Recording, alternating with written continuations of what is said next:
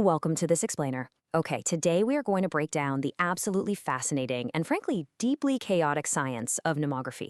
We're talking about the technology of memory sharing. Now, we're going to strip away all that slick commercial advertising you've probably seen and look at what actually happens when one human mind tries to intimately connect with and literally download the lived experience of another person. Let me tell you, it's a journey that is going to completely challenge your understanding of what a memory actually is. Section 1. The Myth of Memory Files, Marketing versus Reality.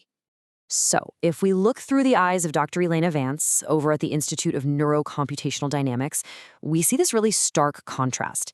The marketing for platforms like Nemshare, they promise this clean, instantaneous, glassy transfer, right? They want you to think that sharing a memory, like, I don't know, the taste of your grandmother's cake or the view from a mountaintop, is as easy as just sending an MP4 video file to a friend. But in Dr. Vance's lab, the reality is dry, exhausting math. Consider subject 412. He was a 6'1" rock climber who shared the memory of a free solo ascent with a recipient who was only 5'2". Because they had totally different physical dimensions, the recipient's motor cortex literally started throwing error codes. Her brain genuinely thought her limbs had suddenly lengthened by a whole foot, causing what researchers actually call proprioceptive dissociation. It absolutely proves that our brains do not have some universal file format. Dr. Eris Thorne, who is Elena's mentor, really hits the nail on the head here. He says, a memory is a biological reconstruction. It is a fragile consensus reached by billions of neurons fired in a chaotic symphony. I love that. Fired in a chaotic symphony. This proves exactly why that MP4 analogy is just so incredibly flawed. A memory isn't some static grid of pixels captured by a cold camera lens. It changes every single time you recall it. It is entirely subjective, incredibly fragile, and deeply, deeply tied to your own personal neural architecture. Section 2. How a synaptic casting works. Decoding the brain. Okay, so if we can't just drag and drop a video file, how are we actually doing this? Well, early brain-computer interfaces tried to reconstruct images straight from the visual cortex, but honestly, they only got these blurry, useless echoes. The real breakthrough happened when scientists targeted the hippocampus. Your hippocampus acts kind of like a master librarian. It doesn't store the whole memory, it just stores the index, or the pointers. So when you remember something, it sends out these coordinated electrical bursts, called sharp-wave ripples, to reactivate the neocortex, which is where the sights and sounds are actually kept. A synaptic cast essentially intercepts these sharp-wave ripples. Then, using some seriously advanced optogenetic transducers, it completely bypasses the recipient's sensory organs and stimulates their cortices directly. But, and this is absolutely crucial, it has to pass through a neural translation layer first, just to align all that data with the recipient's unique biological makeup. And this leads us to a pretty profound realization. Importing a memory is kind of like importing a highly complex foreign sentence into your native tongue. Because human memory is completely reconstructive, the recipient's brain isn't just sitting there passively. It actively works to integrate the foreign data. It automatically fills in the grammatical gaps and colors the memory with its own past experiences. So, scientifically speaking, there's literally no such thing as a purely objective, shared memory. No way. There is only a collaborative reconstruction happening between two entirely different minds. Section 3. The danger of memo addiction. Forgetting ourselves. But, of course, scientific reality rarely stops commercialization, right? On the Memnet, influencers quickly began commodifying these perfect sensory experiences, like, sipping margaritas on a beach in Bali. But there is a massive biological cost to this: mem addiction. Dr. Vance actually observed this young couple on a train wearing consumer-grade interfaces, just sitting there in total silence with vacant eyes.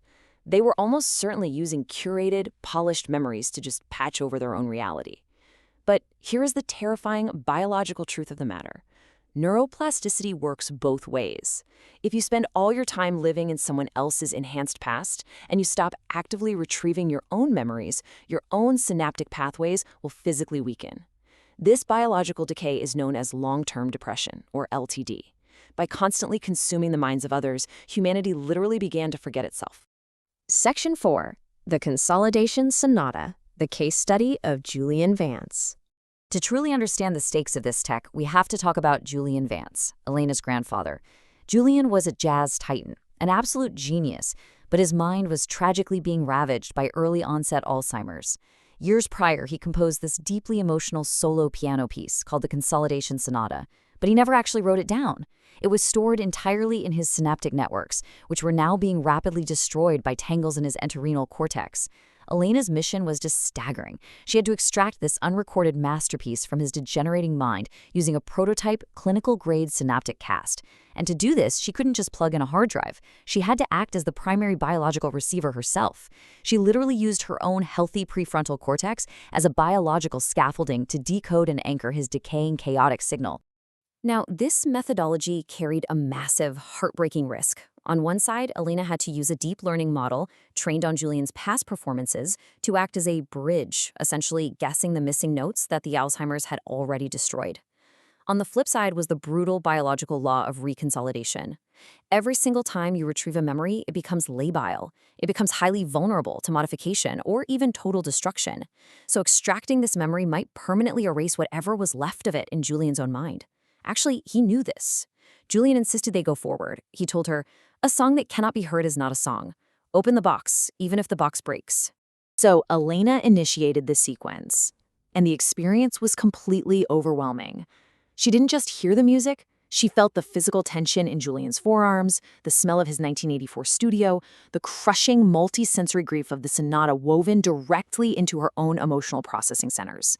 She fought through all the static of his dementia, desperately anchoring those beautiful, resolving chords. Ultimately, the transfer to our workstation was successful. But when she opened her eyes, the tragic cost was immediately clear.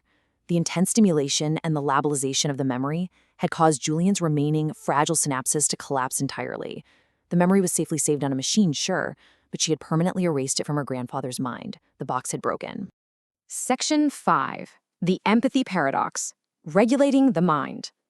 This deeply personal tragedy ended up sparking massive global fallout. Months later, at the Royal Conservatory of Music, Elena didn't just stand up and play a clean, polished audio file of the sonata.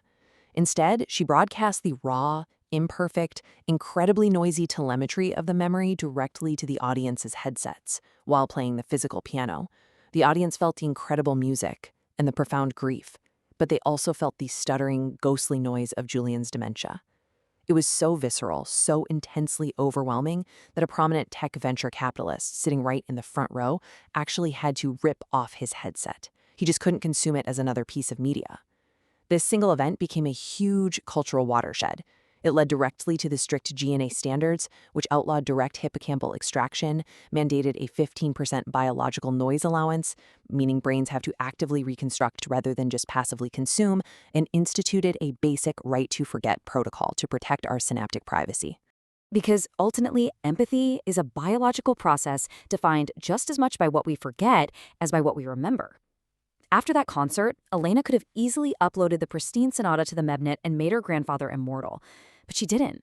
Instead, she chose to sit at his old, out-of-tune upright piano and play it herself, with her own hands. Making mistakes, she realized that her own memory, noisy, fading, highly subjective, and completely untranslatable to anyone else, was actually a beautifully human thing. The natural decay and the literal empty spaces between our recollections, that's what makes our minds uniquely ours. Which leaves us with one final incredibly provocative question to ponder today. Think about this. If we can perfectly feel what someone else feels, do we truly become more empathetic? Or do we simply colonize their minds with our own biases, turning their profound joy and their deep suffering into just another consumable piece of media? It is absolutely a question we are going to have to ask ourselves as the barrier between our inner lives and the outside world gets thinner and thinner every single day. Please like and subscribe.